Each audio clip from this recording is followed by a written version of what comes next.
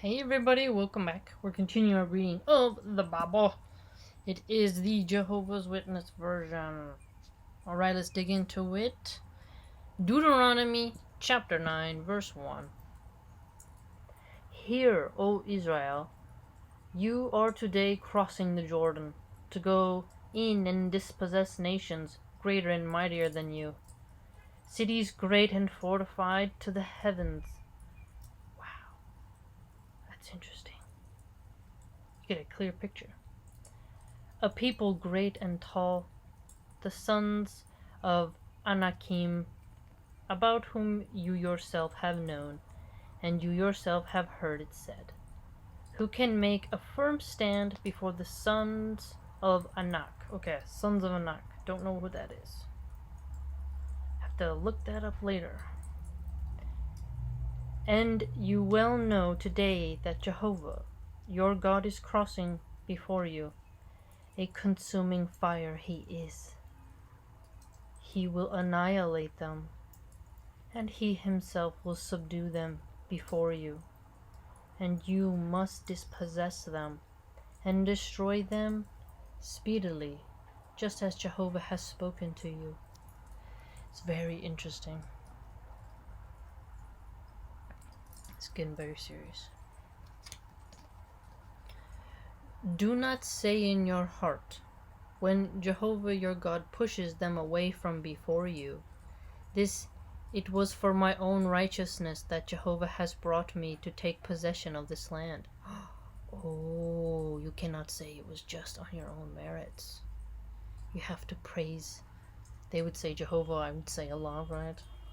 Whereas it is for the wickedness of these nations that Jehovah is driving them away from before you.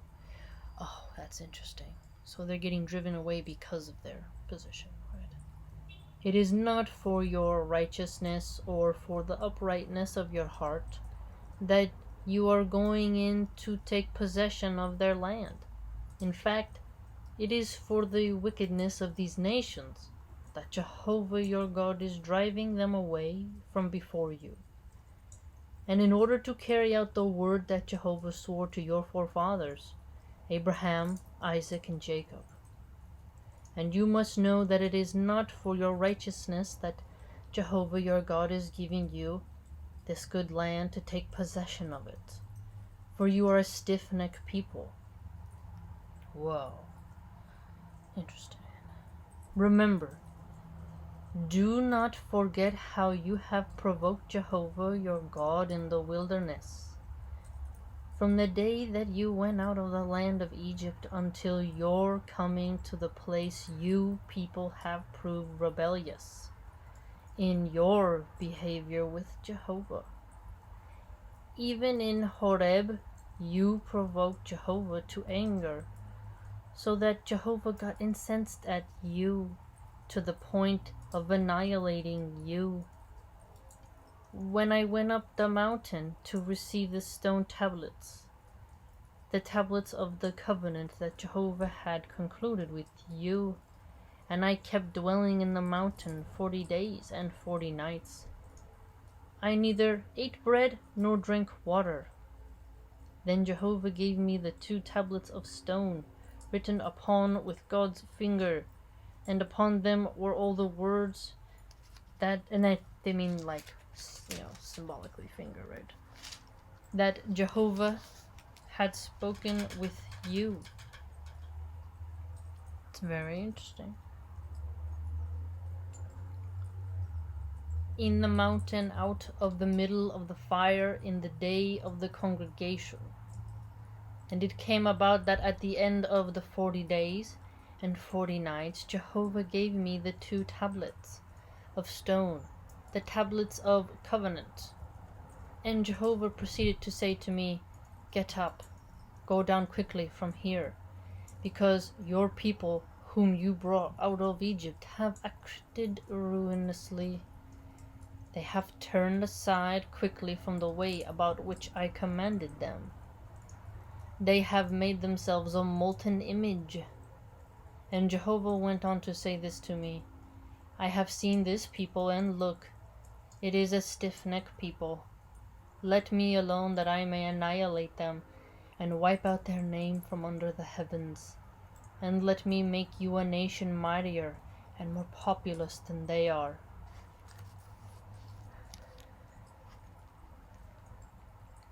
After that I turned and went down from the mountain, while the mountain was burning with fire, and the 2 tablets of the covenant were in both my hands. Then I looked, and there you had sinned against Jehovah your God. You had made yourselves a molten calf. You had turned aside quickly from the way about which Jehovah had commanded for you. At that I took hold of the 2 tablets and flung them down from both my hands and shattered them before your eyes. And I proceeded to prostrate myself before Jehovah, as at first 40 days and 40 nights. I neither ate bread nor drank water. So yeah, see, he's fasting. It's like Ramadan. Because of all your sin that you had committed in doing evil in the eyes of Jehovah, so as to offend him. For I was scared because of the hot anger with which Jehovah had got indignant at you, to the point of annihilating you. However, Jehovah listened to me also that time. At Aaron too, Jehovah got very incensed, to the point of annihilating him. But I made supplication also in behalf of Aaron at that particular time. And your sin that you had made the calf, I took and I proceeded to burn it in the fire, and to crush it, grinding it thoroughly until it had become fine, like dust. After which I threw its dust into the torrent that was descending from the mountain. Further, at Tebra, and at Maseh, and at Kibroth Hattava, you proved yourselves provokers of Jehovah to anger. And when Jehovah sent you out of Kadesh Barnea, saying, Go up and take possession of the land that I shall certainly give you, then you behaved rebelliously against the order of Jehovah your God, and you did not exercise faith toward him, and did not listen to his voice. You have proved yourselves rebellious in behavior with Jehovah from the day of my knowing you. So I kept prostrating myself before Jehovah 40 days and 40 nights.